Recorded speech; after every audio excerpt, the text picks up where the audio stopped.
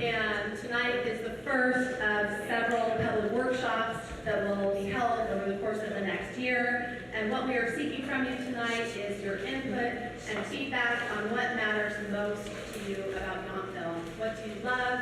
What are your concerns? What is your vision for the community over the next 20 years? And to give that information, we're going to pose a series of questions on a broad variety of topics, and we hope that these trigger a lively discussion of really what matters most to you. We'll get into this quick polling later. Our consultants will introduce that. But we are going to be recording everything we hear tonight, and what we hear is going to help inform the policies that go into the draft general plan.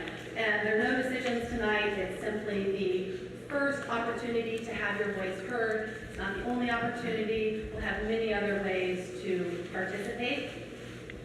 I am here with my team, Nathan and Curtis, and they're in the back. We're here to answer any questions, and we have an open door policy at Town Hall. If you would want to come into the counter, give us a call, email us about anything related to the general plan. I see Mayor Dunbar and many members of the council here tonight, as well as many members of the town advisory group, and that group is advisory to the council on the draft general plans. And so the council and the TAG and staff are really interested in hearing what you have to say tonight. So thank you for coming out. Christine here and Kendall on this side are our two consultants that are going to facilitate the meeting, and I'll hand the mic over to them in a moment. But first I want to hand it over to Steve Rogers, our town manager, to say a few things. Thank you, Sandra. As many of you know, we're dealing with a 25-year-old general plan, 1992. And recently, as some of you, I see a lot of familiar faces, so a lot of you have been participating in our speaker series and our community events. And we know that one of the values of our community is that we are a small community. And I guess as we start this community dialogue, I thought it would be important and appropriate to recognize that a whole lot of faces that look a lot like you participated in developing the 1992 general plan.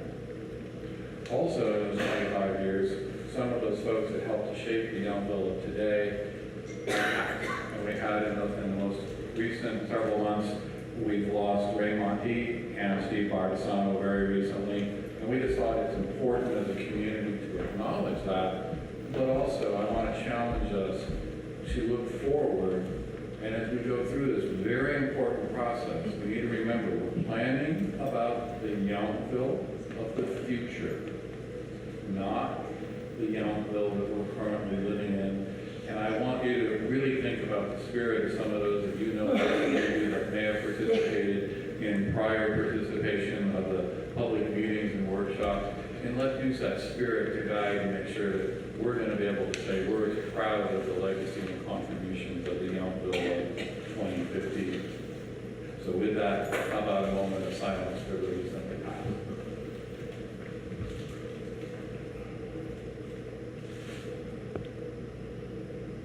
Thank you. And we're off. All right. Hi, everyone.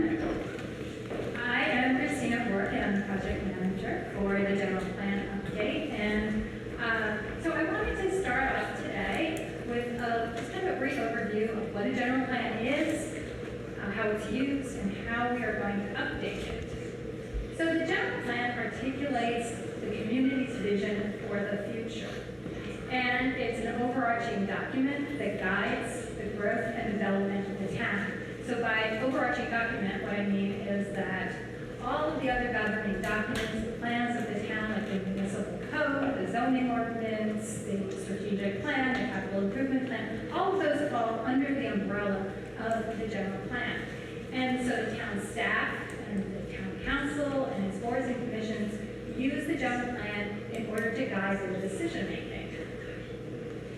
Now, a really successful general plan strikes a balance, and sometimes that balance is between competing interests. So we want a general plan that's visionary. We want it to express the hopes and dreams and desires of the community for a better Yountville. But we also want to make sure that the general plan is a practical document. So the general plan might have ordinance, so the general plan is is able to respond to the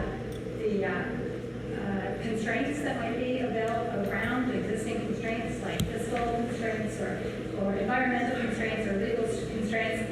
Above all, what we really need is a general plan so that we have programs in it that are able to be, there's funding available so that we can implement them. We also need a general plan that provides clear direction. So that our staff and our council can use it and apply it when they need to make to review development proposals and when they're setting priorities for the town.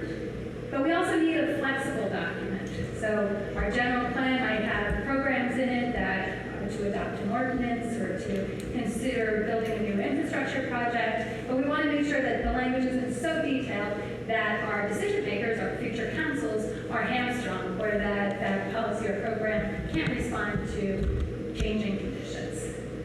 Our general plan has to guide new development, so we might be looking at where are we going to put new housing or new commercial establishments or new public facilities.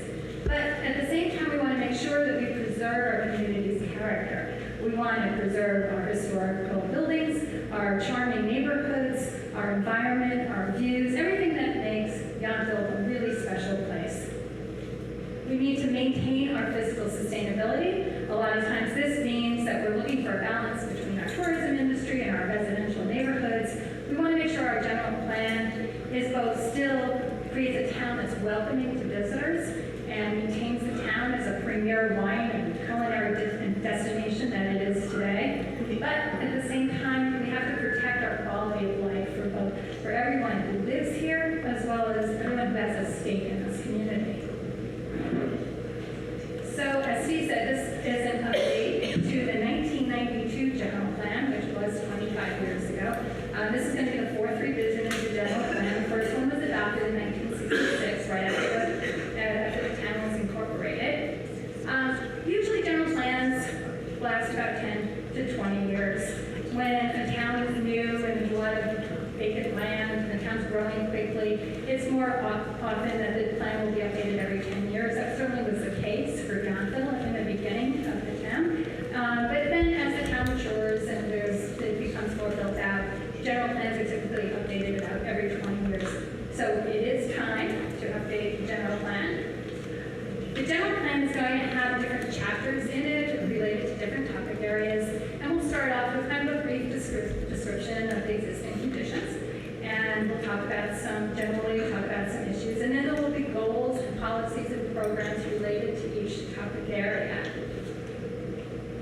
Now, again, the staff and decision makers are going to be using this plan when they review policies and think about where the new infrastructure projects are going to go.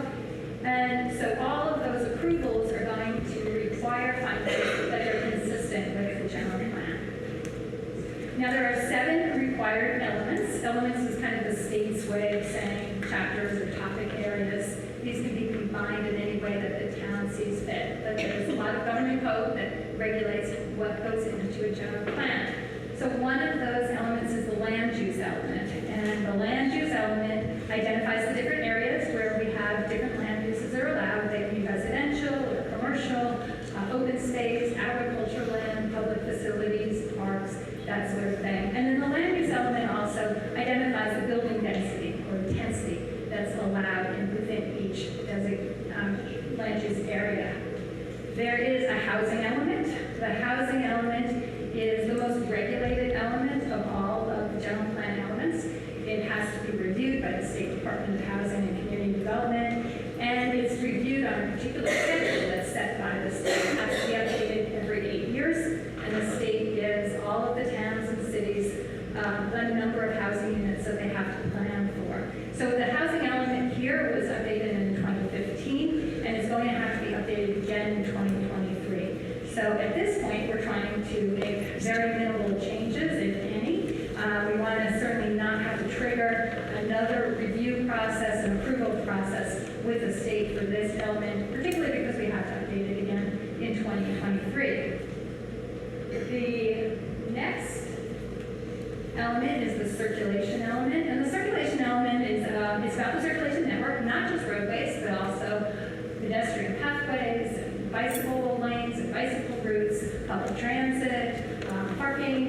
roadway safety, a whole host of issues are in that element. And this one also was updated by the town in 2015, and that was to respond to a state law called the Complete Streets Act, which requires that all of our streets accommodate all types of transportation modes, including bicycling and walking, and that it enables all users to use that network. So that includes the elderly, children, and the disabled. So this one was also updated, so we're going to be doing some minimal changes to this element as well. Then there's the safety element. The safety element talks about safety hazards here in Yountville. The big ones are, of course, flooding, earthquakes, and particularly on the west side of the town, where the development is close to open space, fire hazards. And this element also talks about police and fire safety.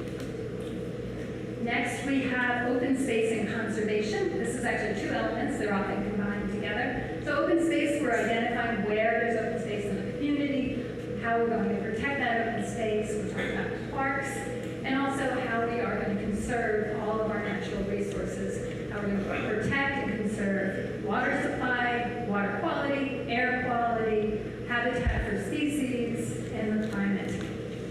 And then finally, the noise element. And the noise element identifies noise sources and noise levels in the community, and then sets standards for new development, so that new development does not create noise that's above acceptable standards, and also that development is located in places where it's protected from noise.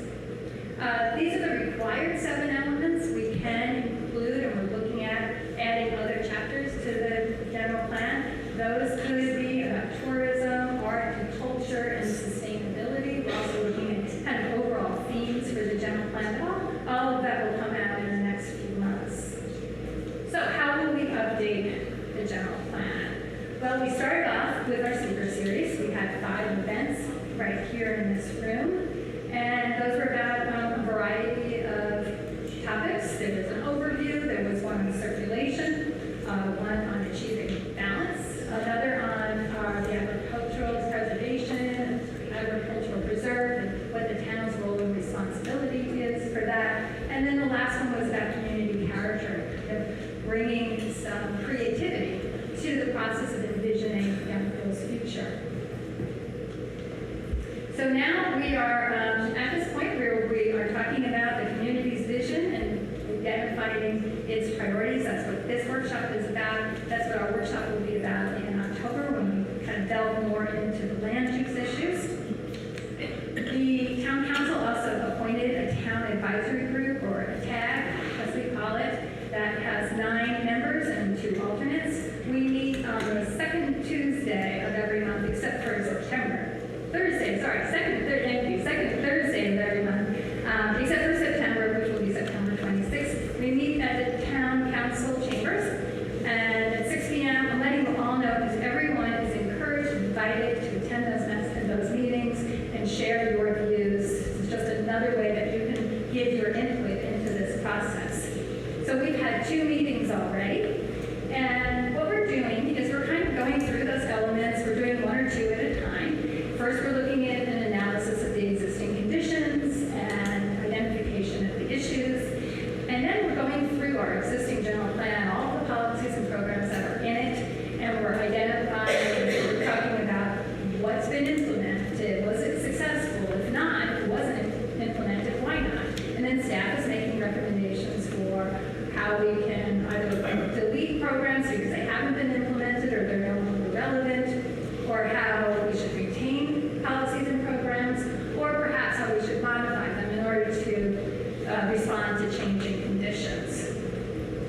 So then what we're going to do is we're going to draft new policies and programs. We'll take all that. We're going to add a bunch of other new policies and programs, and we're also going to be addressing state requirements, and we'll roll all of this up into our draft general plan.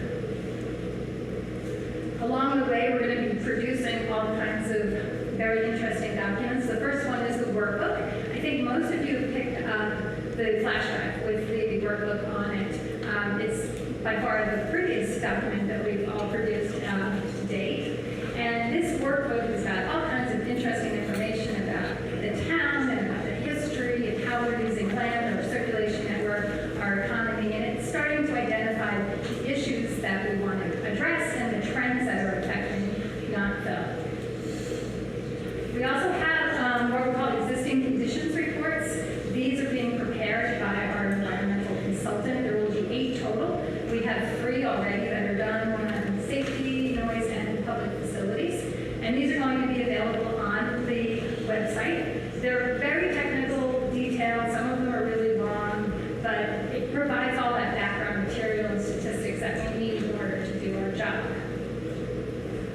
Then there are also a bunch of tagged working documents. For example, we're putting together these big matrices with all of the policies and programs in them, and you can follow along and see exactly what we're doing. Again, on the website. And there's also video of those meetings, so if you can't attend, you can watch them. The website is here, envisionyountville.com. Also on the website, you can always give us some comments. There's a way to enter your comments and send them along to us as well. So our general plan update timeline, we're starting off again with the tag meetings. Those will be going through March. We're going to be having community workshops. So this one, and as I said, another one in October. We're also going to be taking this kind of workshop on the road and bringing it to different community groups. We're going to be going to the town council and to the zoning and design review board, Parks and Rec Commission, to get their input on do study sessions with them on particular issues. And then we will produce the draft general plan and release that to the public, to you, for your review. And then we will have another community open house. I think we're looking at April for this community open house that will give you an opportunity to review the plan, provide us with your input, ask questions. We'll be bringing it back to the zoning and design review board and the council for their review. The environmental consultant at this time will be preparing the environmental impact report. And then that should be done by, I think, late spring next year. And then we bring everything back to the council for their final direction. And then when we have the final environmental impact report, the final revised draft, we'll bring it through the adoption process, and we'll have the general plan adopted probably by late summer, early fall next year. So that is the overview of the general plan. And now I'm going to turn it over to Kendall Flint, who's going to do the fun part of the evening with you with your clickers. Yes? May I just ask you a question before you get off that? On the previous slide where you had the CBR meeting to council, and I'm just curious, are the Arts Commission and Parks and Rec not involved? Yeah, it's small, but yes, it's going to be, we will be bringing it to the commissions for their input as well. I'm going to take care of that right now. Who in this room does not have a clicker? Who does not have one of these little clickers? Does anybody not have one? Okay, raise your hand like this. Hey! All right. And before we go any further, just for a moment, everybody take their arms, just kind of wave around a bit. We're going to be here for a while in chairs. Just let's wake up a little bit, right? Okay, all right. Come on, make sure you're not falling asleep. All right. It's an exciting night in Yountville. And I know you guys have been all ready to actually get into the meat of the general plan update and talk about actual issues. We're going to walk you through a series of questions tonight. How many of you have ever watched American Idol, America's Got Talent, some sort of voter thing? Right? Okay, admit it. Don't lie. You know you've done it. Guilty pleasure. We're going to do it tonight. The object of this is to move through as many of these topics as we can. So there's a number of questions. There's quite a few of them. When we find it in this room, there's everyone kind of in the same place. We're probably not going to spend a lot of time talking about that. We're going to move on to the items where people are like, are you kidding? And we have dissent.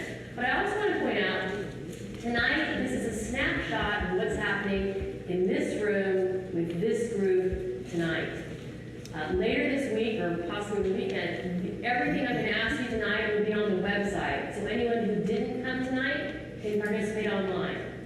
And furthermore, when we go out in the community for community presentations, whether that's the Veterans Center, Rotary, Chamber of Commerce, whatever, we'll ask these same questions again, with the idea being we want to get as much input as possible.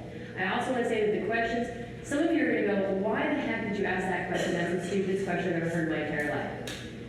We get that a lot. But the deal is that we developed these questions with the project team, with staff, and we also took them to the town advisory group. So they looked at them as well.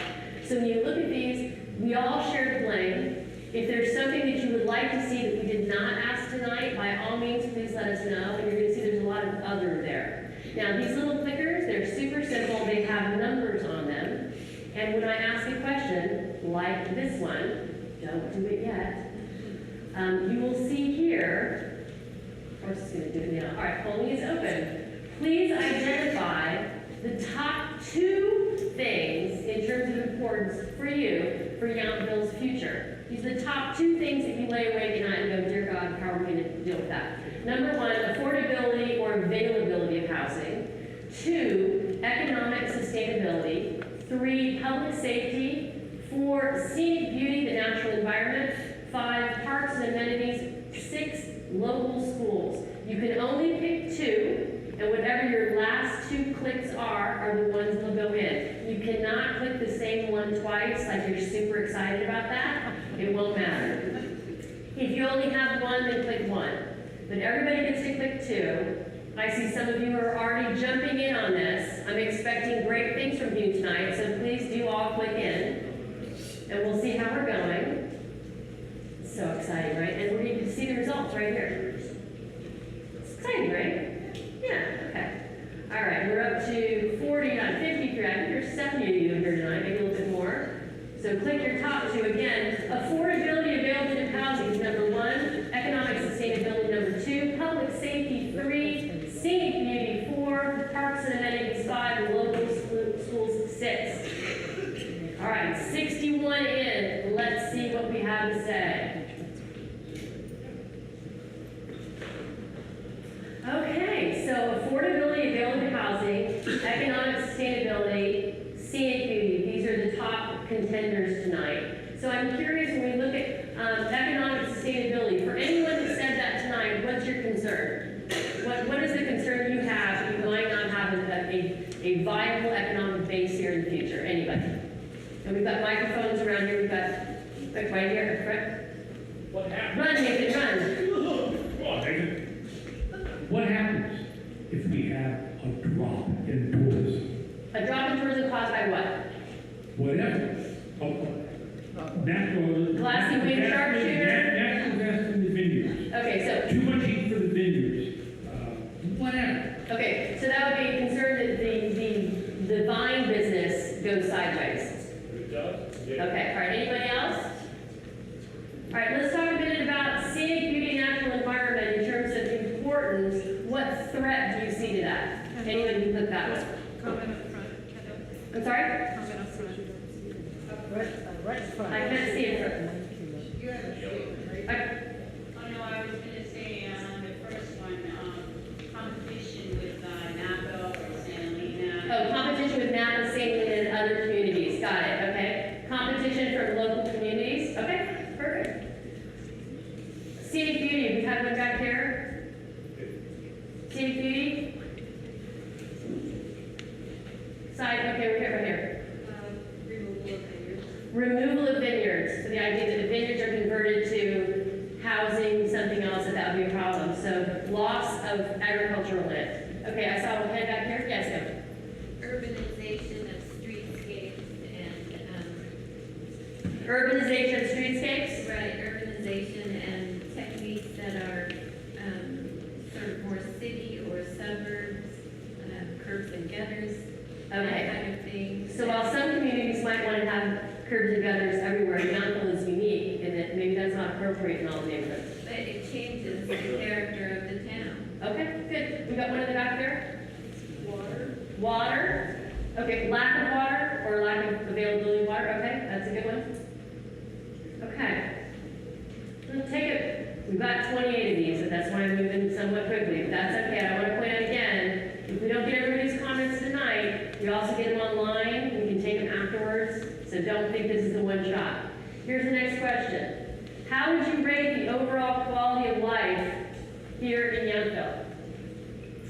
1, excellent. 2, good. 3, fair. 4, poor.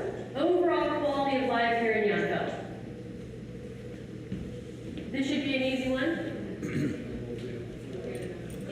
Overall quality of life. Overall quality of life here in Yountville. Click. Every day when you wake up and you see the ability to have the overall ambience of the community, that's everything. That's the city government, the parks, driving, walking, just how you think the community, your quality of life is living here. Overall quality of life.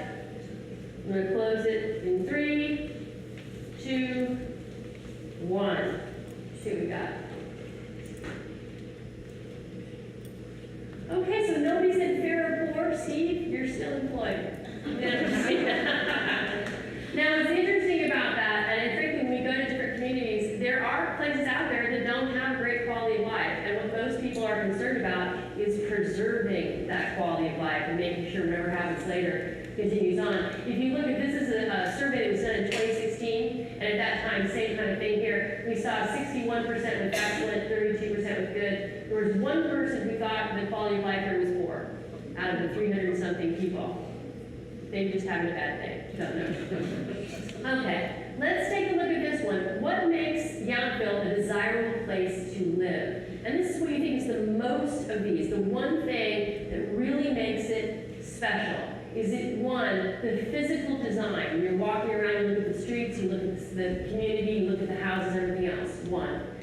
2, overall location. We're here in the Napa Valley, lots of love there. 3, natural environment. When you look around and see the hillsides, see what you have here in general. 4, town services and amenities. Playing bocce ball with your friends, going to pickleball, just in general, the things that you have, art and community. 5, the people. Walking down the street with your friends and neighbors, people that you meet. Or 6, other. There's something else you think makes this a desirable place to live. So you have to pick number 1 of this. Only one choice on that one. So everybody go ahead and click in now. I know it's all of the above, but I'm asking you to actually think what's the one thing above all 6 that really stands out for you.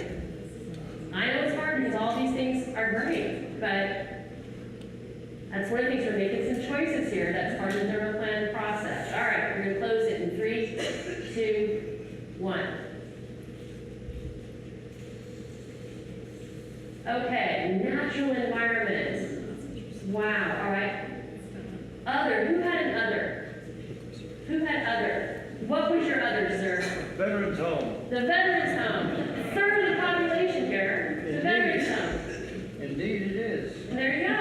All right, and just from your perspective, why is that so essential in this community? It's 1/3 of the population. There you go. It's okay. Within the town boundaries. There you go. Of Yountville. Are you have friends there? Are you there? Yes. Okay, there you go. What others do we have? Are there other? Was there another other anyone else had that they wanted to share? Okay, so overall, natural environment far and above ahead. People came in next. We heard a lot of that in the speaker series. In fact, we heard that from the travel and tourism folks as well. That when people come to visit Yountville, not only are they coming for the natural environment location, but because they have such a good experience with the people in town. So now we're getting to some of the more tricky ones. Historic preservation. How important is historic preservation to you? Historic preservation would be maintaining the types of architectural design or facilities or places or homes. Architectural preservation. Is it 1, very important, 2, somewhat important, 3, somewhat unimportant, or 4, not important to you at all, you could care less? 1 through 4, which one of these best describes your feeling about historic preservation? Historic preservation is going to close in 3, 2, everybody clicking? See a few more clicks. Clicking. Okay. Doing great. Very proud. Very important, somewhat important. Okay, anybody, what to you is the single couple of things when you think about historic preservation here that you want to maintain? The Veterans Home. The Veterans Home. Okay, lots of love for the Veterans Home. Are there any architectural things here that are important to you that you want to see preserved? Cemetery. The cemetery, okay, the cemetery. You got cemetery, Steve? Veterans Home Cemetery, okay, what else? No fast food restaurants. The park. Yes. Height restrictions. Height restrictions, and we're gonna get there in just a second, we're writing it down now. Height restrictions, okay, good one. The parks. The parks, Okay, open space. Historic preservation, very important. I think those are all great. We're gonna get into a few more of those in just a moment. Here's one we heard a lot about during the process of the speaker series. How important is preserving the Yountville Elementary School to you? One, very important, two, somewhat important.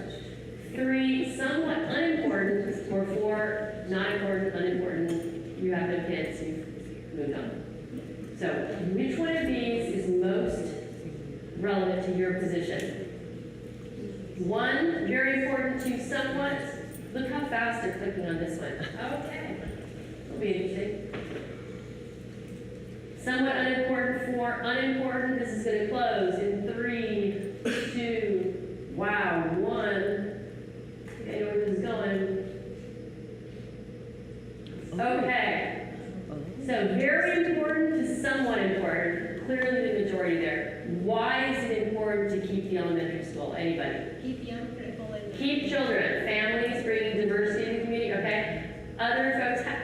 I think we know demographically, and I'm looking at the room tonight. I'm not trying to insult anyone. You're a little past the age. Just saying. I'm right there with you. I've got my AARP card. So it's sort of like, but what do you do? How do you bring in people to a community that is predominantly, frankly, expensive and old? Anybody? Open enrollment, allowing people to come in from other communities into this one. That's a really good one, actually. Are you a teacher? No, okay. Other ideas? More housing. More housing, okay. And when we talk about housing, more affordable housing, Right. or we like to call attainable housing, there's a difference. Affordable housing, you know, and if you're living in a $2 million neighborhood, then an affordable house is $600,000, and how many kids out of college are gonna buy a $600,000 house? Not me, okay. All right, so it is important. So as a priority, when we look at the land use, which we're going to talk about later, this is why we're asking this question, it influences those sort of things. Do you fight to keep your school, or do you let it be developed for something else? We're going to get into this issue more in October, but we did want to take a snapshot of it tonight. Steve's already got one page down. So let's talk about parks and recreation. I happened to go to a bocce match. We call it full contact bocce. How important are parks and recreation services and programs to you? The town offers quite a few of those as compared to other jurisdictions. So are they very important, somewhat important, not important, or unimportant? I'm sorry, somewhat important, or unimportant?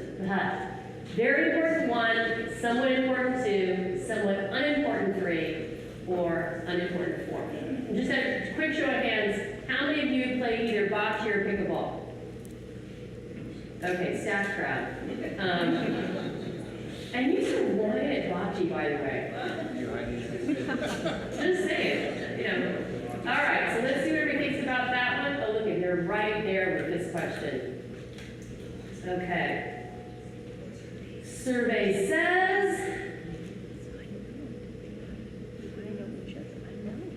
Okay. Very important, somewhat important. For a group like this, that is a really big skew on that one. So I think we get the point there, and we'll talk more about that. Now, what do you think contributes most to the unique character of Yountville? Think about this as most. Is it the architecture, the way the buildings look and houses look? Is it small lot size? We don't see, like if you're farther up or down valley, you see very large ranchette or vineyard style homes. Not so much here. The natural environment, the fact that pretty much anywhere in this community you can look and see vineyards, you can see view corridors, that sort of thing. 4, walkability. The fact that if you live here in town, you can pretty much walk to anything and everything you want to get to, with the exception of Trader Joe's. Don't bring that up tonight, it's not part of the general plan. Or 5 other. Which contributes most to the unique character of Yountville? And other, we're going to be very interested in hearing what you have to say about that. So everybody's chiming in, and we'll close this in 3, 2, 1. Well, I have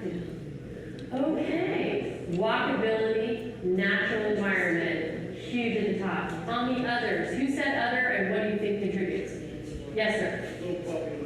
Low population. The fact that it's a small town and people know each other and see each other on a regular basis, that sort of thing. Okay, awesome. Who else said other? The people. The people. The people that are here.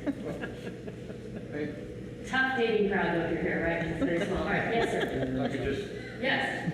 just embellish, I think what makes Yountville altogether unique is the three populations that form a community. How do you describe those three populations? Well, there's a veteran, there's a normal resident, and there's the tourist. Right. So the tourists, and we've heard from a lot of folks during the speaker series that many people that have come here as tourists transition, second home, and then full-time resident, but there's all kinds of crossover there. Oh, interesting. Okay. Any others? Okay. I'm going to go past them. We have some of these that are actually kind of tough. This is a tougher question, and I want you to look at this one carefully. This asks, what are your two biggest concerns going forward? So in the next 10, 15, 20 years, what things are you most worried about? The number one is economic reliance on tourism, aka what happens if tourism goes away? That's a problem.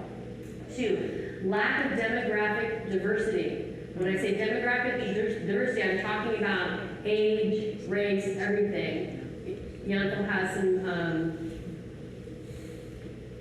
diversity issues. 3, housing affordability, the ability for folks to come here and find a place to live. 4, parking availability. 5, public safety. 6, overdevelopment.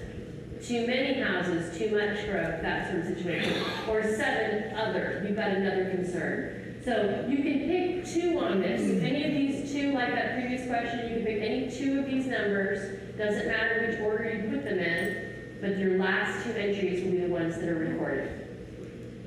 So what are your 2 biggest concerns for Yountville's future? Okay, see, everybody's kind of blocked, because I can't tell when you both hit 2 buttons. Can I get a nod when you put your 2 in? Okay, everybody's in? All right, you guys are so good. I love that. All right, here we go. Oh, overdevelopment, economic reliance on tourism, and housing affordability. So just out of curiosity, for the tourism, economic reliance on that, do you see alternative revenue streams coming in? I mean, what would you do in order to offset that concern? Anybody?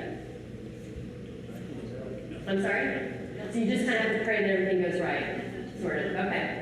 And I think that's true. It's interesting because in the valley in general, I don't know how many of you are aware of this, but there are quite a few folks that are now doing olive oil or other things aside from vines, or looking for alternative ways of doing spas or whatever else that might come here. We've seen definitely resurgence in food, but the wine industry, Napa, Sonoma, several counties, that's it. We live and die on those vines. So we've got to be hopeful that those don't work out. But let's talk about overdevelopment. What are the concerns here in Yountville about overdevelopment? What do you see? Because we've already heard you say housing, we need more housing. If we're going to have more housing, more affordable housing, somebody's got to build it, and it's got to go someplace. So what would you do, balance? Yes, sir, you in the blue shirt. Small businesses. Small businesses? Unable to exist in town. Small businesses unable, and we've heard that again in the speaker series. So the diversity of, I'm going to say resident serving businesses, right? Or what kind, is that the kind you mean? Commercial. Commercial businesses as well? Okay, all right, over here. Not only overdevelopment in the way you're speaking, but overdevelopment on a particular lot. For instance, existing commercial who spreads larger and bigger and there's more and more concrete and less natural beauty and the things that we. So they're extending out a footprint that's greater than the space and not leaving those buffers. Not buffers. Yeah. The landscape. Landscape. And beauty that was number one on several of the others. Okay. Which never come on concrete. One in the back here, I'm sorry, the purple. Losing the view corridors. Losing view corridors, okay. And losing view corridors is a big deal because it's actually quite lovely here. Just a quick show of hands, how many feel that that's a real problem or potential problem for overdevelopment, losing view corridors?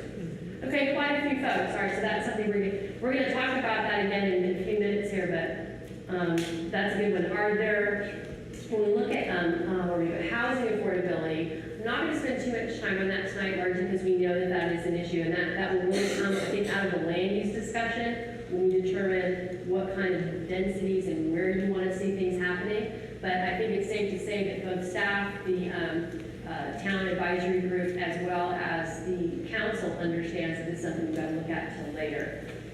So here's one that goes to environmental sustainability, and what this really means is, you guys did the climate action plan, which actually Christine did. How long ago was that? Last year. Okay, so here's one of the questions. We're talking about environmental sustainability. This is a statement. How important is requiring environmentally sustainable practices, even if they're more expensive? So you're going to build a new house or you retrofit something, and the idea is you have some regulations that are in place, and even though they may be more expensive, they're really good for the environment. Are you kind of for that or against that? So is requiring that, one, very important, two, somewhat important, three, somewhat unimportant, or four, unimportant?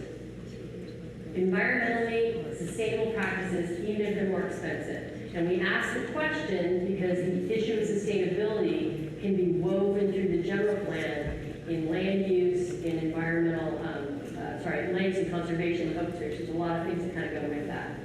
So what are your thoughts on this particular topic? 5 years slow. Did your teacher ever do that in your school? Like, it's a drama teacher. He was kind of geek, but whatever. Okay, here we are. And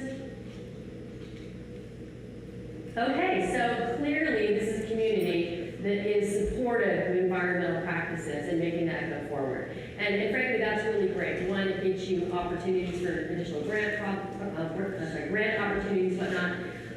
So that is really good, and that means you're happy at this point in this room with your piece for that. Now, here's a really fun one. Again, you can only pick one, but other is out there. Other is out there. What would you like to see more of here in Yountville? More of. Top pick. 1, parks. 2, public facilities.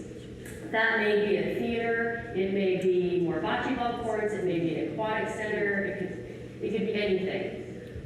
3, activities or facilities specifically for children. 4, other. And we're kind of hoping you get a lot of good stuff out of other tonight. So which of these would you like to see more of in Yountville? Which one of these? Pick your favorite option.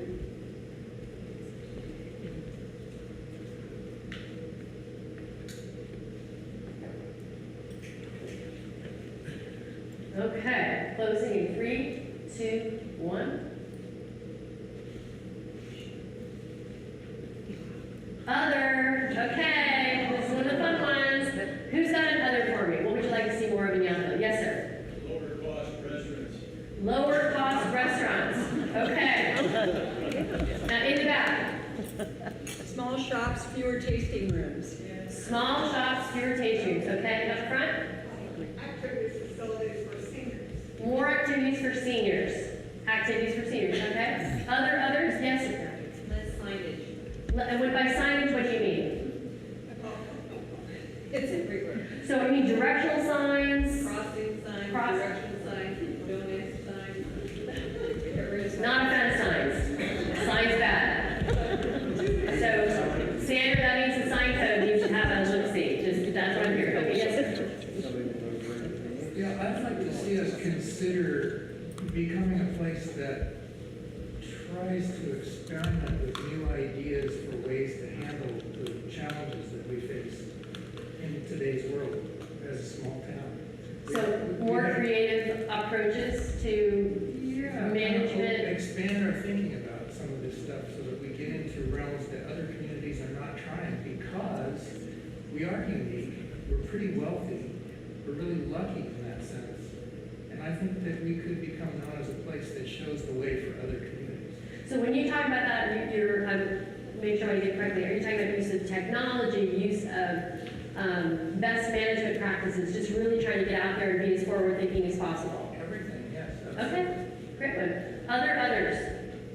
Yes?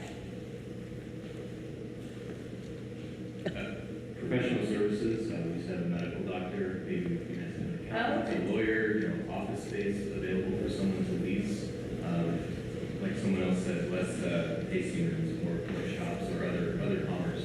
So let me- Economic variety. Let me throw this out, potentially the exploration of what I would call local serving incubator offices, where you have multiple different types of services that might be in a particular building that are good for the locals. Yeah? Okay? Yes, say that. I'd like to ask the creative solution man here, what specifically, I just want to know, in context, what exactly are you talking about specifically? Well, just an example of something. An example of something forward One thinking. thing that I've been thinking about a lot lately, since I've seen it mentioned in several different publications, is that there is what do you call it, an autonomous driven electric bus system that I think. Okay, autonomous electric bus system. Yeah, I mean, this is a tiny little place, and those vehicles are not yet able to negotiate in big cities, but they could work here. We're working on it. Great. And so there's that. There's also several of these comments that have happened here recently. Less expensive restaurants, more office space, all of that kind of stuff could be addressed if we're willing to open ourselves up to new ways of doing things. You can't get a cheaper restaurant if you just let it flow. It's not going to happen. Land is too expensive here. But if we get creative, we might be able to come up with some ideas that would help some things like that. Okay. Good comment. Okay, others before we move on to this section? Okay, all right, let's talk a little bit now about land use and circulation. Now, this is one of the areas that's going to really inflame some of you guys. So I want you to remember that we're all friends here tonight. And when we do have some new things come up, I want you to gap and like, oh dear God, no. We're just asking the question, okay? So we're just asking tonight, no policies being determined. So land use and circulation is really interesting because it's basically how we get around how our water is blocking my view. Oh, sorry. I thought my view was more important. I like Dr. Scott telling you that. So, again, this is the one I don't want to do screaming at this point, all right? How would you feel about increasing building heights in the downtown area? One, supportive. Two, open to it depending on the design. Three, open to it if it preserves the view corridor. Or four, no. And again, this is just conceptual. At this point, we're not, yes. Okay, so if I can stand right now on Order Street, I can look out and I can see the hillside, and I can see, if I can no longer see that, then I know the view corridor.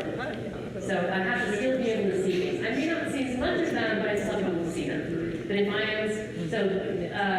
it would not be, for example, a New York situation where it's complete concrete all the way up. But if there was a way to do it, would you be entertaining that? Yeah. It might be worth noting that currently can't go more than 2 stories. And so we have a 30 feet maximum for heights there. So would you be willing to go above 30-ish feet there? Could you point out some buildings that have that height? Probably Marketplace is the biggest building in town. That's the tallest one there. So what we're doing right now is with. And again, this is conceptual. I don't want you to get into the specifics of which building, whatever. This is completely conceptual. When we come back in October, we'll show some visuals of what that might look like depending on what we hear tonight. So just for tonight, we're only asking about just in general. And the reason we're asking is because, all right, I've already heard many of you talk about more businesses, more affordable housing, and one potential, I'm not saying it's going to happen, one potential solution to that is when you have the triple stack, where you've got down with retail, business, and then living units on top for a 3-story unit. Yes?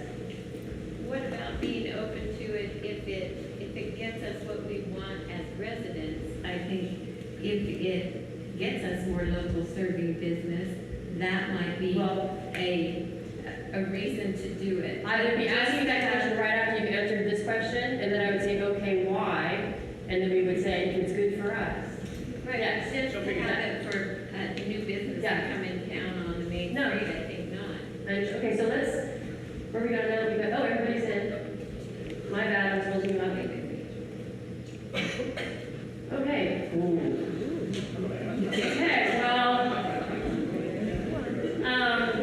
so this is one of those things that when we do talk about land use moving forward in October, we're likely going to get more into this and have more discussion. I would encourage those of you that are not supportive or open to it for preserved view corridors to share that information with us either online or even tonight. I think that's what you were saying, is that potentially if it was going to be something you knew was going to be good for local supported services, there may be more of an opening to it. But just quick show of hands, if you were able to see in advance a visual tool that showed you what it was going to look like, so you got a sense of it, would you be more open to it if in fact you could see, if you could still see things?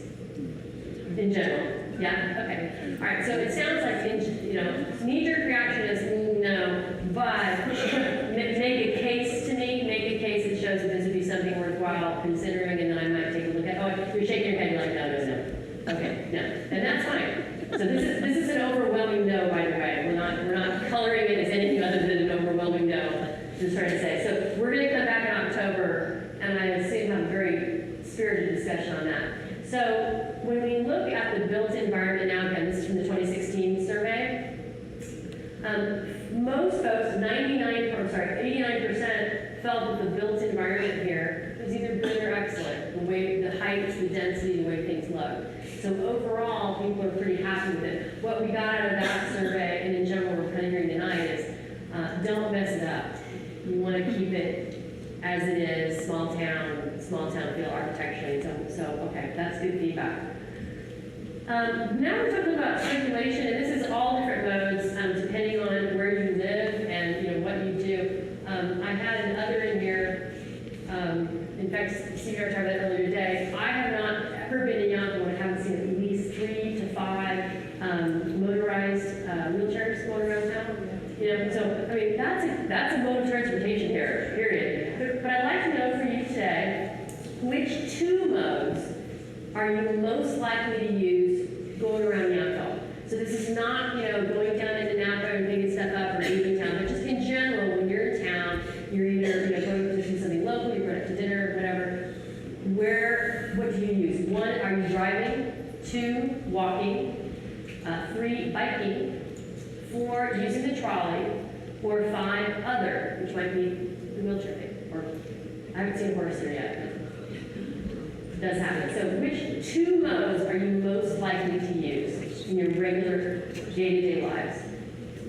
Which 2? Everybody's in.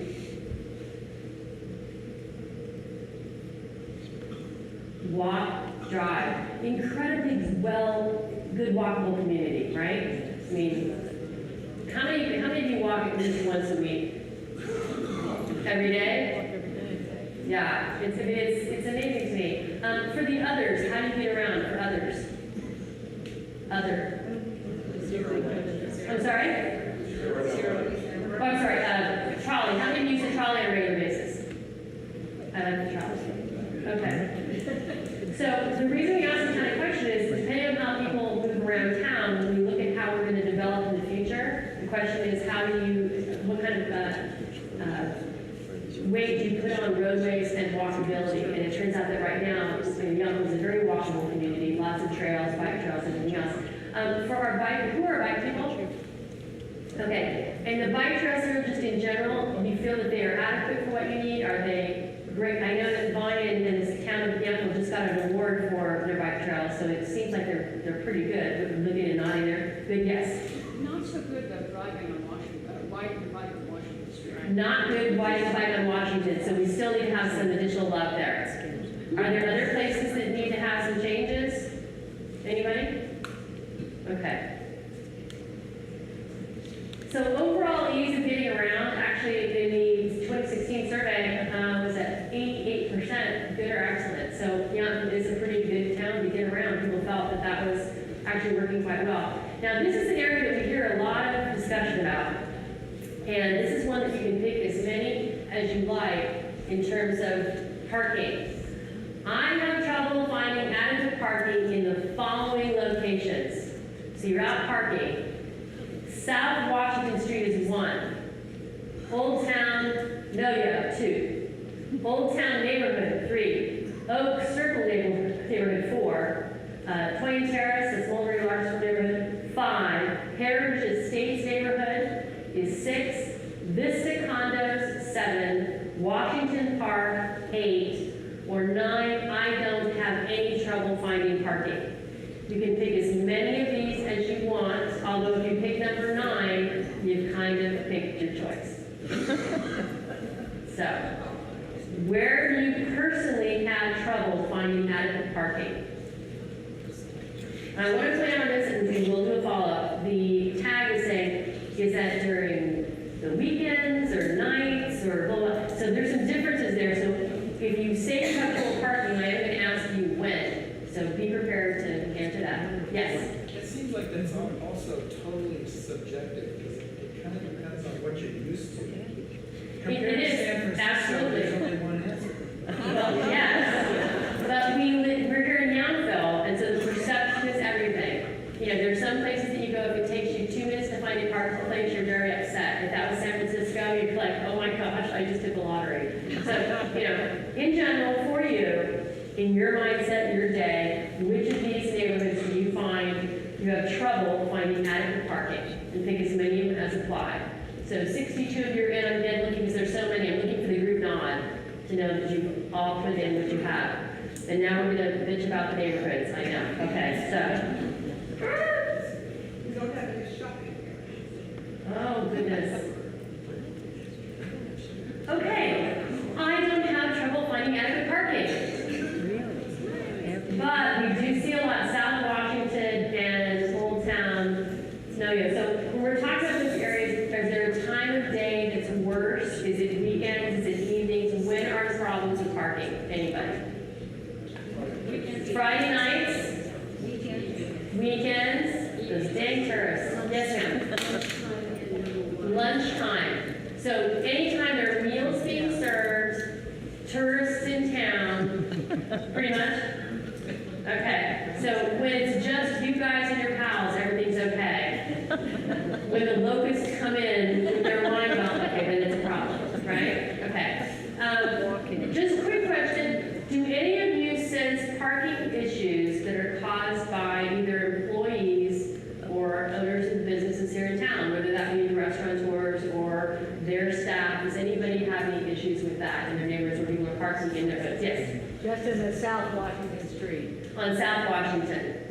Okay, so that's from the employees that are there that are taking up spaces in your neighborhoods. Okay, so those are pretty much centric to those areas. All right, I'm not seeing any problems here with Old Circle, Vista, or Heritage. Okay. Jefferson and Yountville is very problem. Say that again, please. Where Jefferson and Yountville meet. Where Jefferson and Yountville meet. There's a lot of need for parking between residents and employees. Okay. Between residents. And one thing I did mention this slide, but I am curious, has anybody had issues with buses parking in town? They've either taken up their places or kind of, yes? Is that a yes? Yes, okay. And that's on Yount Street. Okay, so we definitely, we've got a, I'm not gonna say bus haters, but we've got a group back here that is very much anti-bus. Okay. Yount, see, Yount, bus, bad. Okay, conservation and open space. Now, are we going at a good pace for you guys? Is everybody okay? All right, okay. So I want to give you this time to talk about this stuff, but we do have quite a bit to go through. All right, so conservation and open space. Interesting concept here, because in the town of Yountville, our land is really developed or designated for certain things, right? When we talk about open space, we're talking about undeveloped space where there's, park where it's open. And when we talk about conservation, someone was mentioning previously, the preservation of vineyards or grapes or these type of things. So it's kind of a dual conversation there. So I want to talk about a couple things. Let's start with parks and trails. The preservation of parks and trails. Oops, back there. The preservation of parks and trails within the town limits is a high priority.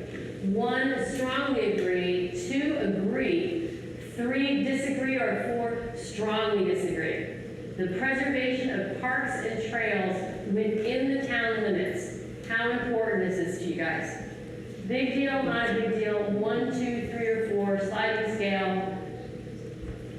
9 of you have yet to click in. I'm not going to name names because I can't. Okay. 3, 2, 1, we close.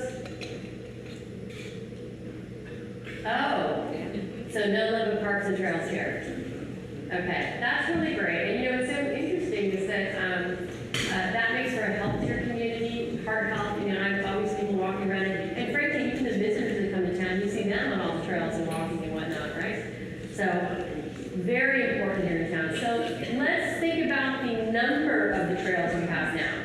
At this point, does the town of Yountville have an adequate number of parks and trails? So this is the statement. Yountville has an adequate number of parks and trails. 1, strongly agree. 2, agree. 3, disagree. 4, strongly disagree. Parks and trails. We've got enough, we're all done, or we need more. Where do we sit on that? 47, 48, 50. Keep going, you're almost there. 50. All right, a few more to go. Closing it in 3, 2, 1.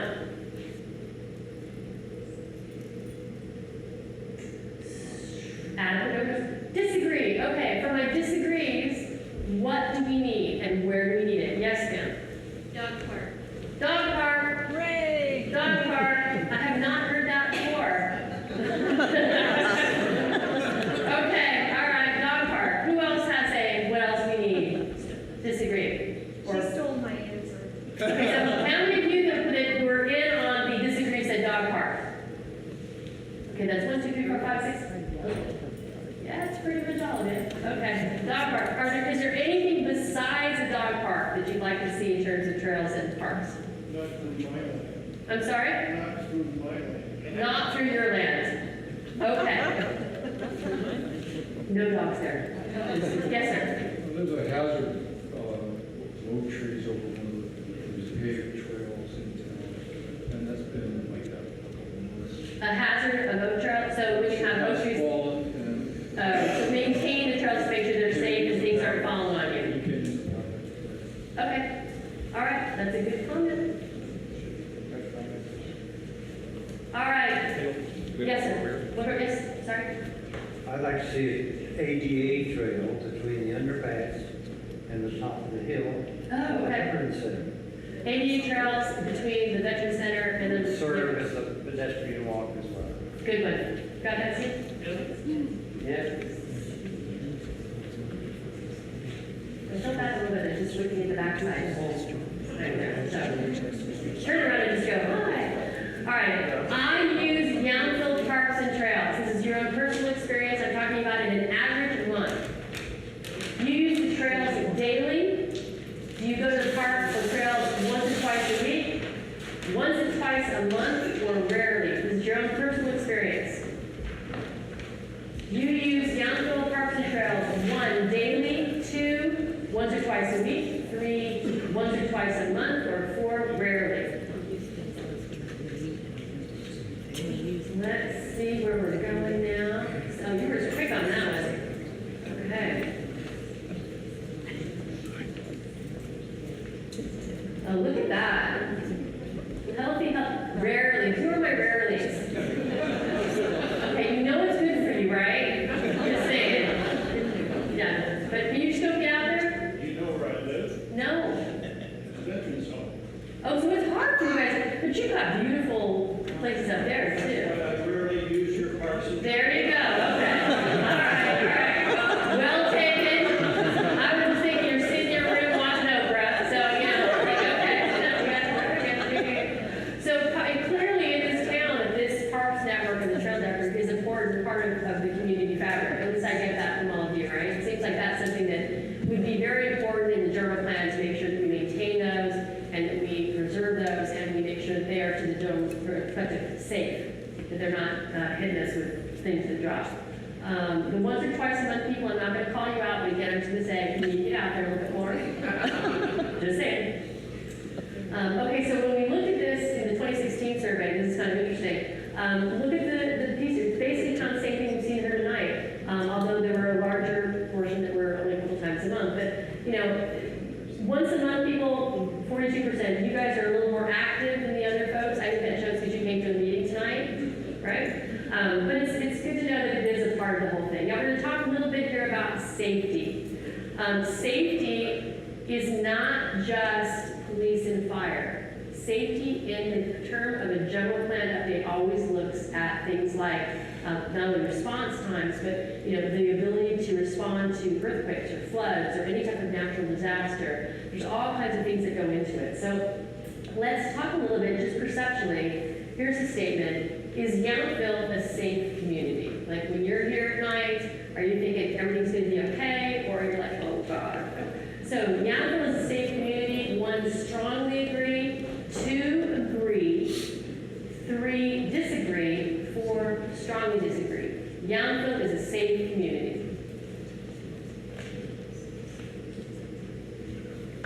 Let's see what we got going on here. We're going to get faster. Okay. We're going to close this one in 3, 2, 1.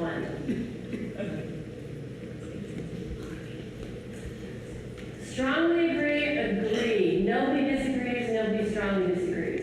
It actually is. And Steve, I'm going to kind of ping you for a second. How safe is it? I mean, do you have a crime rate here? A lot? I'm not gonna, we have a very safe community, and I think I would encourage people to practice that. A lot of our crime activity actually is when you all forget to lock your cars in your houses. And occasionally some of you forget where you park, but I don't.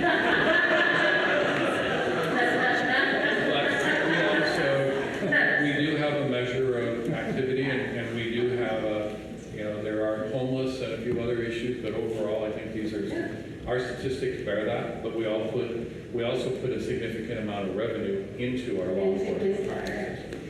So 2016, so again, you know, we had only 3% that said it was fair or poor. I mean, basically, the majority believes it is a safe community. And this is, again, one of those things, you know, Christine was talking about earlier, when we talk about balance, one of the reasons you have a safe community is because you have enough revenue coming in from all these other things like tourism and your property taxes, but mainly, frankly, tourism and sales tax, to pay for police and fire services. These are connected, so it's something you have to develop. Just one clarification on your comment there. Go ahead. And my counsel knows what I'm going to be saying, but the community may not.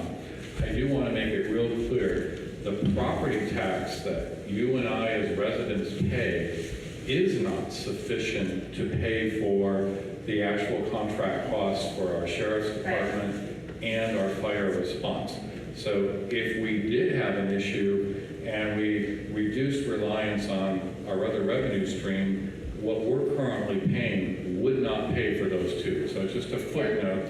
And it's a good number. The number is actually 12%, and it's very different than other communities. Your property taxes only pay for about 12% of the overall budget every year. So seriously, without the TOT and everything else, you wouldn't have the parks, the trails, the police, the fire. So again, it's a balance of how you report. Want to just point a couple things out and ask your questions on this. This is a safety question. Which two of these things are you most concerned about? Most concerned. 1, earthquakes. We just had an earthquake a couple years ago. 2, flooding. 3, fire. 4, crime in general. 5, road safety. That would be wrecks and that sort of thing. 6, emergency response. That's emergency response time, how long it takes somebody to get to you if you've got a problem. Or 7, other. Which two of these are of most concern to you? Which two?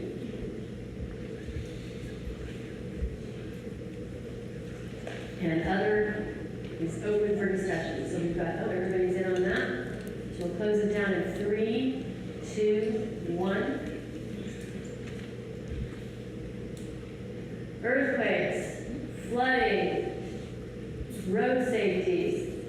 Okay, I want to go with the other because I'm just curious what the other is. Who had other and what is your other? Yes, sir. Water consumption. Water consumption, so subtracting lack of water. Lack of water, okay, that's a good one. Lack of water. Are there others in terms of the other, there's two others that are out there? Could have been missed. Okay. So when we look at earthquakes, how many of you were here for the last quake? Okay, hands down. How many of you had damage of some type? Not good. Okay. Overall, how well do you think the town responded to that in general? Great, right? Okay. All right. So when we look at flooding and when we look at road safety, those two areas have a lot to do actually with the general plan, because the general plan actually makes some recommendations for policies that theoretically help plan for that inevitability or help address what might happen should those things come to pass. Yes, sir. Could you ask if the road safety is in Yountville or related to the freeway? The road safety, well, the question was posed for in Yountville, but just out of curiosity, for those of you that put road safety, did you mean in Yountville or did you mean on Highway 29? 29. Not in Yountville, but in Yountville. You said, so where do you find that there's challenges in Yountville? Road safety, pedestrians zipping out into the street. Pedestrians slipping out of the street. Bicycles not stopping and stopping. Bikes not And stopping. people U-turning in the middle of Washington. U-turning in Washington. Stay on the road. Yeah. You think that's absolutely right, Casey, isn't it? Yeah, okay. Yes, sir, right here in front. Bad visibility at intersections, a lot of like overgrown shrubbery. Bad intersection visibility. The crosswalks on Washington Street, pedestrians it's surprising that they're not hit in the evening hours when they're crossing. There are sensor signals that you see in other areas that turn on a yellow light, blinking yellow light when pedestrians cross. And we could use those. Something more for the motorists to see what's going on, because it's, crossing the road. Okay. Are there other places? Yes, ma'am. Right here. North Washington is a particular problem with speeders, U-turns, and even parking on the weekends for parking on the Okay. North Washington. North Washington is really. Okay. There's one thing here. You always do. I have a real concern on the Vine Trail where it comes and goes off Solano and then connects into the Vine Trail going north under the freeway. Vine Trail. There's far too much going on there, and it actually seems to shift people right into traffic from many different directions. So that definitely needs some work, and I know that the town didn't design that, but it's a real problem for just about anybody using that intersection. We need one in the front here. You need to run. He's young, he can do it. He's got cartilage and everything. Problem with the bicyclists having obeying this traffic signals. Traffic signals and bicyclists obeying traffic signals. Right, okay, stop there.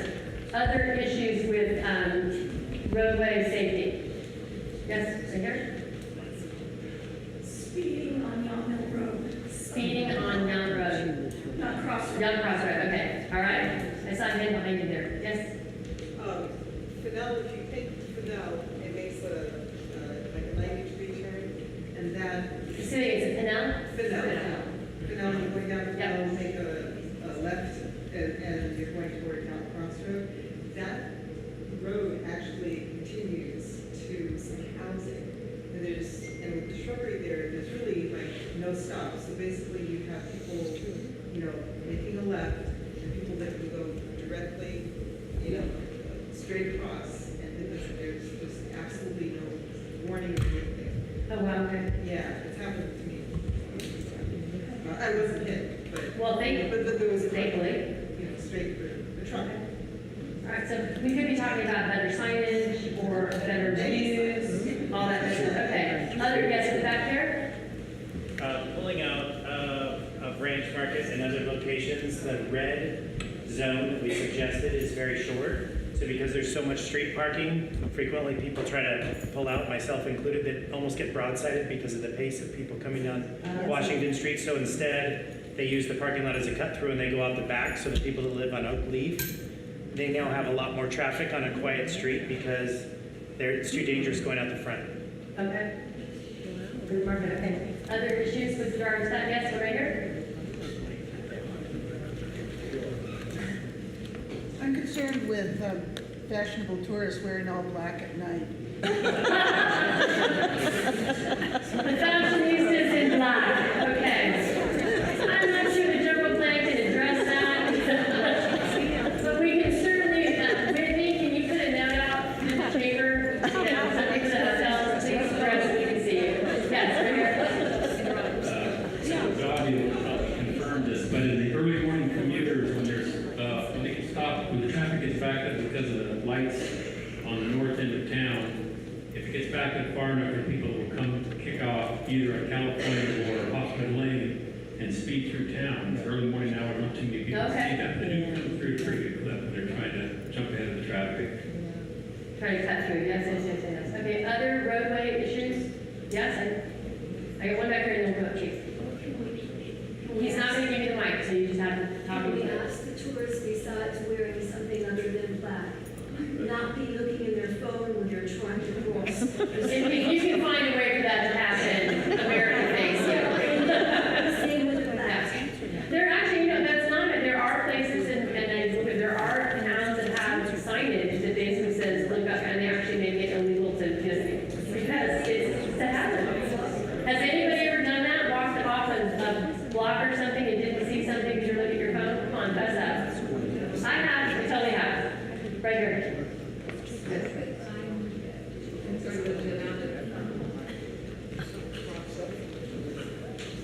The amount of bike events and races that come through town every weekend, I feel like the town's totally run over by the bicyclists. It's hard. So do you get adequate notice when they're going to come through town so you know that it's happening, or is it kind of like day of, you get a something? Okay. And that's what I think that's what matters, you know, it's happening. You want to let your life. Okay. All right, let's take a look at, let's cover road safety. Flooding. Flooding, what are the issues that we have with flooding? I mean, besides the fact, you know, flooding bad. Okay. How many, have you ever had, who's had flood damage in their house or in their backyard? Okay, was that caused, was it, okay, all right. Here in Yountville, has anybody had that as an issue? Or is it really more the roads that get flooded up in your, okay, so it's more of a roadway, stormwater management. Okay, so when we talk about stormwater management, that's another thing that the general plan can look at, is the way the roads are constructed, so that they can move water off and go into other channels. So that's certainly something we can look at later. So based on the previous instance that you've seen, this would be from, again, the last couple fun things. Here we go.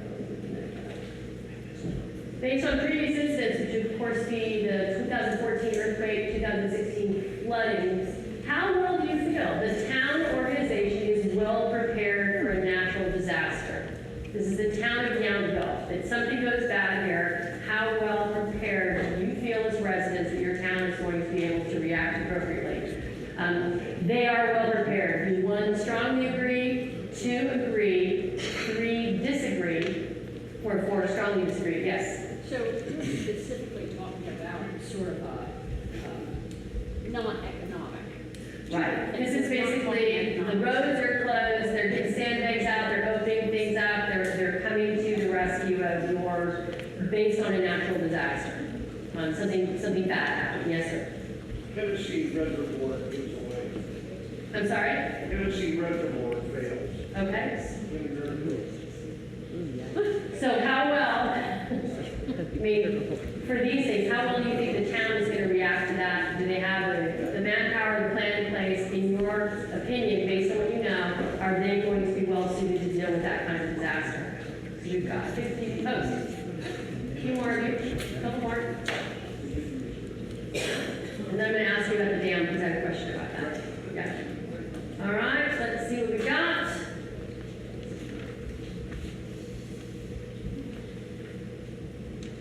Okay. So we have strongly agree, we do have some disagrees, and I'd like to know from the disagrees what concerns you. The disagrees, if you're willing to say that. Yes, in the back. A direct hit, A direct hit from the quick, so that they'd be overwhelmed is the idea? there's no communication about what we have.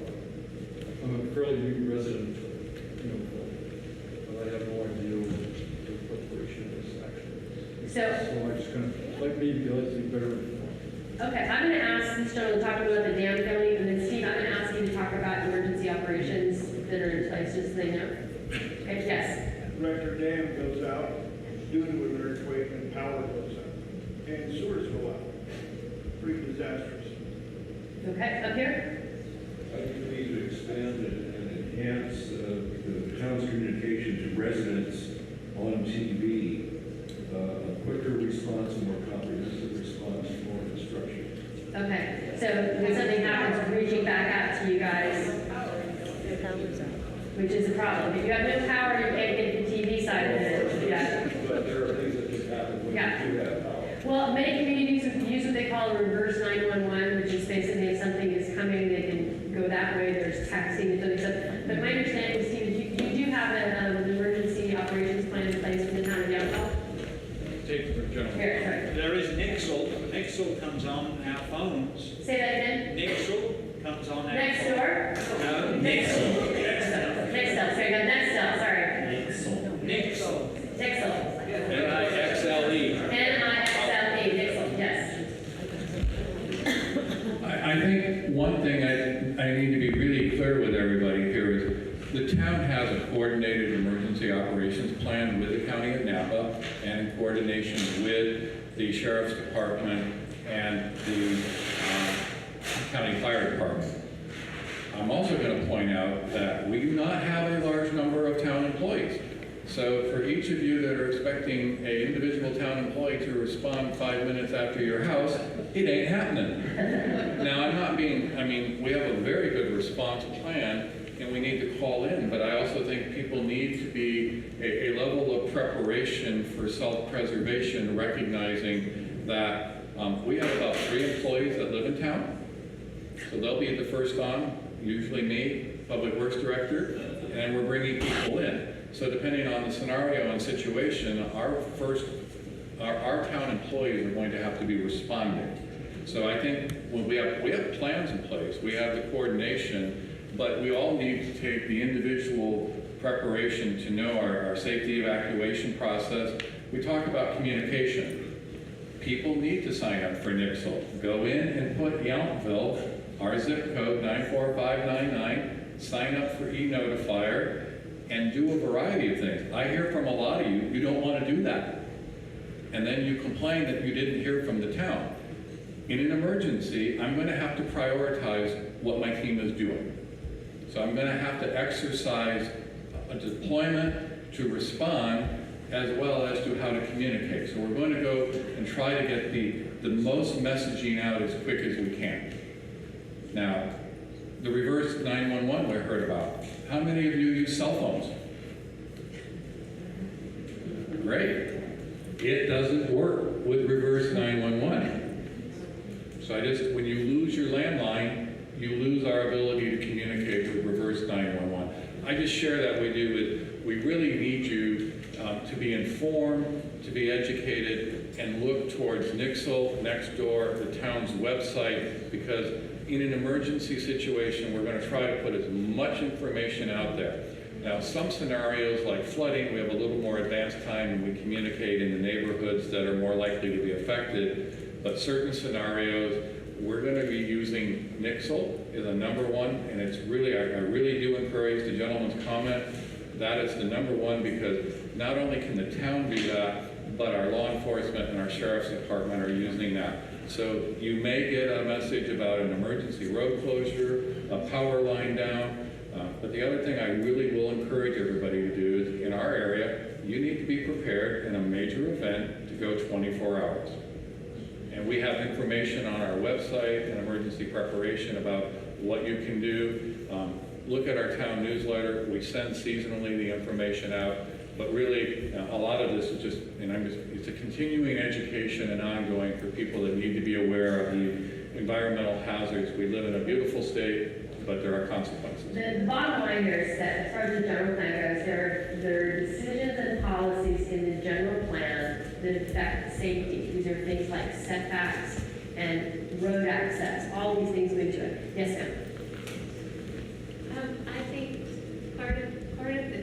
question has to do with where do we find the information about how the town is organized for disasters, but also as residents, where can we go in order to volunteer to help other residents, and how do we coordinate ourselves in order to be part of the solution, rather than, yes, we all need to be individually prepared, but we have traditionally and historically been a helping community, and so it's helpful for us to know, have captains or What are the drills how to do? to help. Good point, okay. Barbara Thank you. Jelinski's not here anymore. All right, we're going to talk a little bit about noise. Very fun topic. Noise is something we look at in the general plan, I think. And noise is everything from, the decibel level from walking around in the afternoon, in the evening, all these different things. So just a couple of questions, and I think this is our last section. So, Yountville is a quiet community. And this is one of those ones where it's strongly agree, disagree, or strongly disagree. Yountville, in general, is a quiet community. Yountville's quiet. Yountville is a quiet community. Let's see here, just a few more to go. All right, I'm going to close it in 3, 2, 1.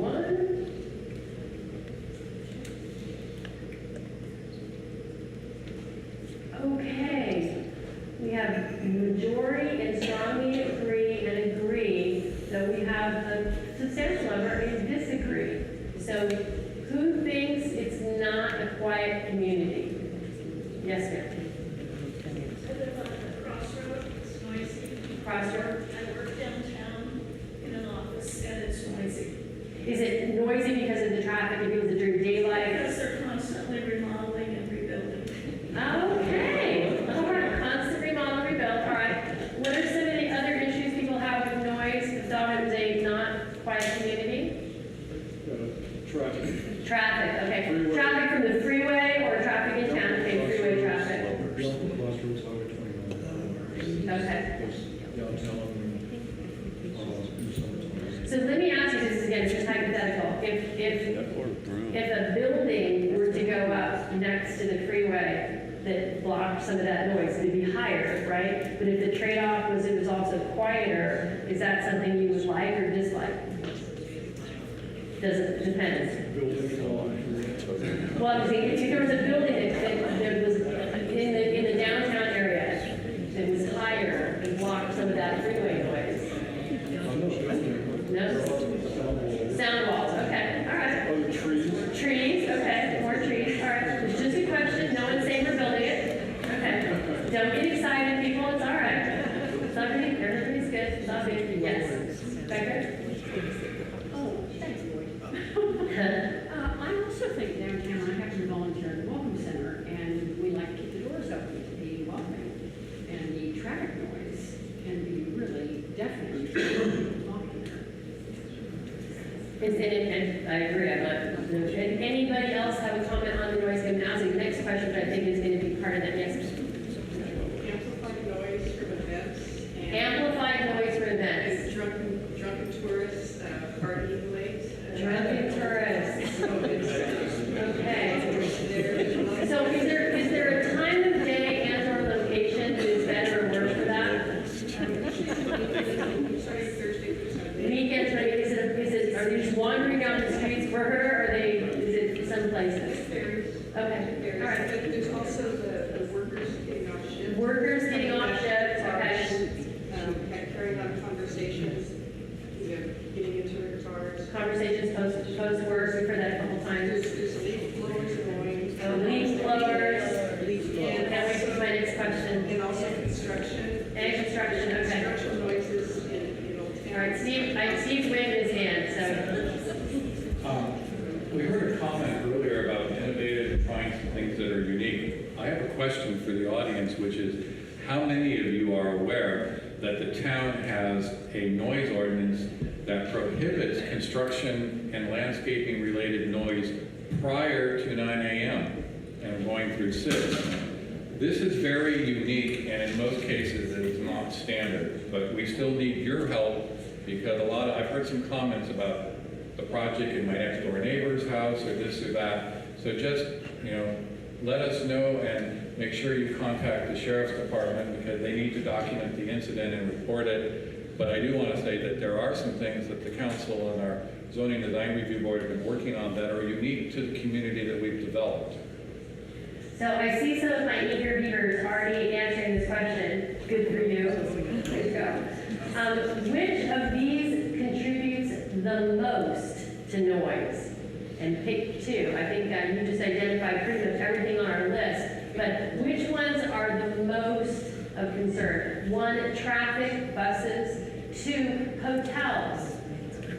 3, restaurants, wine tasting rooms.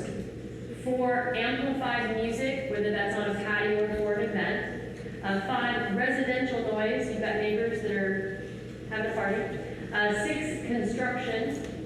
7 would be landscape maintenance, that would include leaf blowers.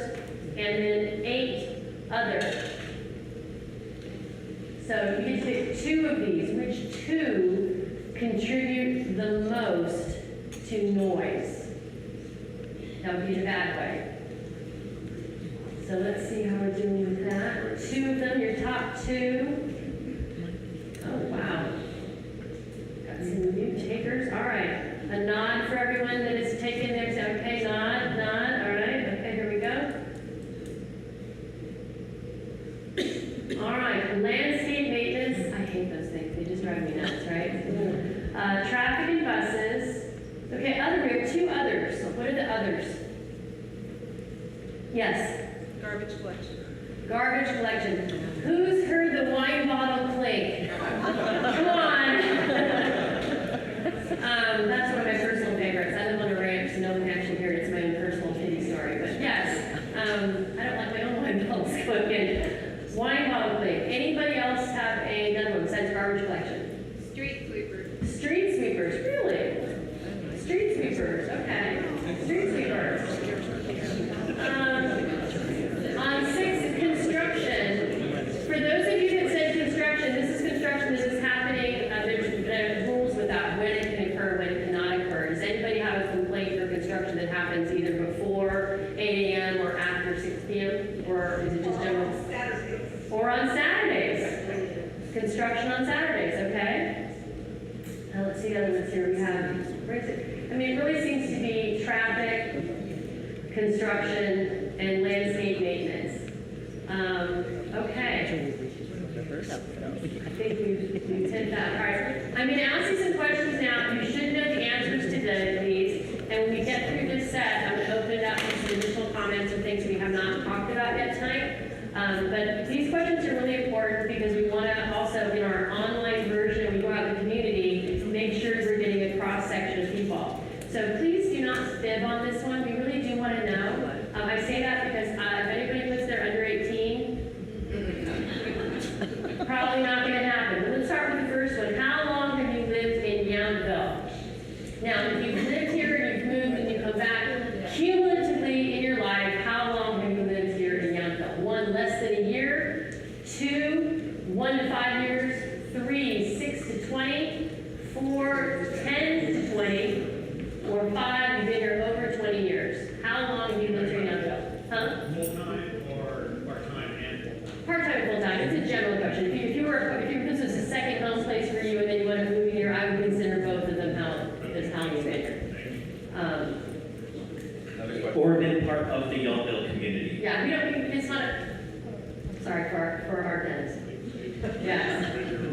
Or you've had a business here. Okay, so everybody weigh in on that one. Lived or worked, all right. Okay, 20 plus years. How many of the 20 plus years people? Yay! And hands down, how many of you were involved in the last general plan update? Just out of curiosity. Welcome back.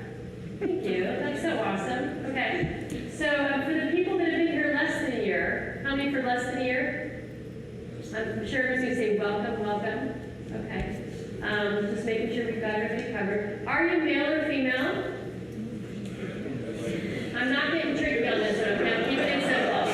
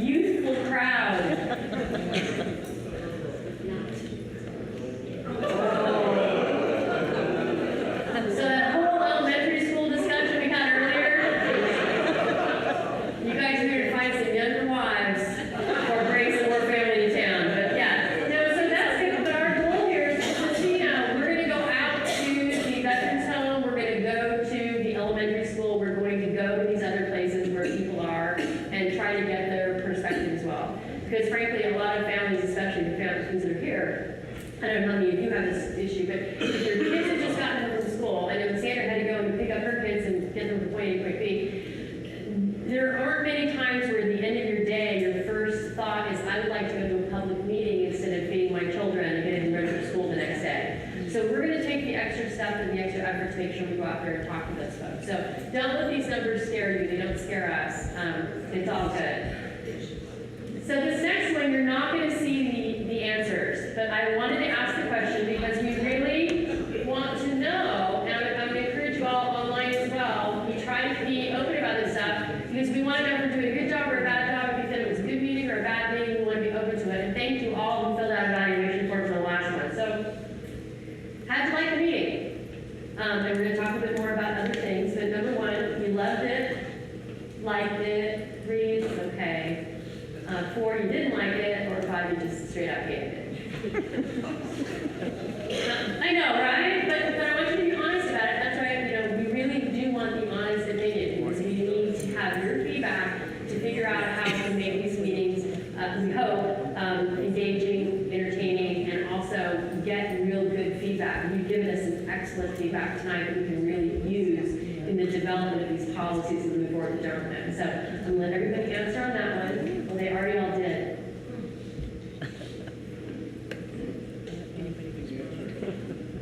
Oh, okay. I didn't know it was going to show to everybody, but nobody hated it, so all right. Good. All right, so I want to talk a little bit now about just questions in general. We've got about another, pretty good. Okay, about another 5-10 minutes to just open it up for any other comment you'd like to guys done. Keeping in mind that our October workshop is going to be more about the roundtable discussion. We're going to get in with maps. We're going to really start talking about land use. But anything else you'd like to share with us tonight? Yes, sir. I had a definite disadvantage because I saw a total concept problem. If I was a landowner, I would, on the first batch of questions, 7 questions, I would answer it different. And then if I was a worker in a field where I just rented a house here, it would be totally a different answer. So you think there should be some sort of qualification if you're working or... Okay. Landowner, if you're an apartment renter, you're a worker, you're just a person that comes into town. I think, retired person, you'd see it definitely different. Okay, good point. Thank you very much for that feedback. Anyone else want to get something on tonight? Okay, then well, let me tell you what's coming up next. So in October, we're going to be doing our next community meeting. It's going to be a little different than this one. And then we'll be likely having small group discussion as well as some of this as well. Although the polling in that case will probably look a little bit more like visual preference. We're still working that out. It's a work in progress. If there are particular topics or things you'd like us to talk about, we definitely would like to hear from you. You can always go to the Envision Yountville website, and it has my contact information as well as Sandra's. And if you have comments, questions, concerns, we are more than open to that. After we get through with the October workshop, we're going to come back again with our community meeting. We're going to come back again in April. April's meeting is going to be different. It's going to be, we call it community open house. So it'll be here, but we'll have stations with all the various elements or chapters in the general plan represented. So you can go and drop in and talk about the things that are of concern to you and what we've done with all of your comments and concerns. And that's going to be set up as an open house, so it'll be open longer than one of these meetings, but give you the ability to drop in when it's convenient for you. So you can come in and spend 15 minutes, 3 hours, whatever your preference is, and Christine and I and staff will all be there to answer questions and whatever else.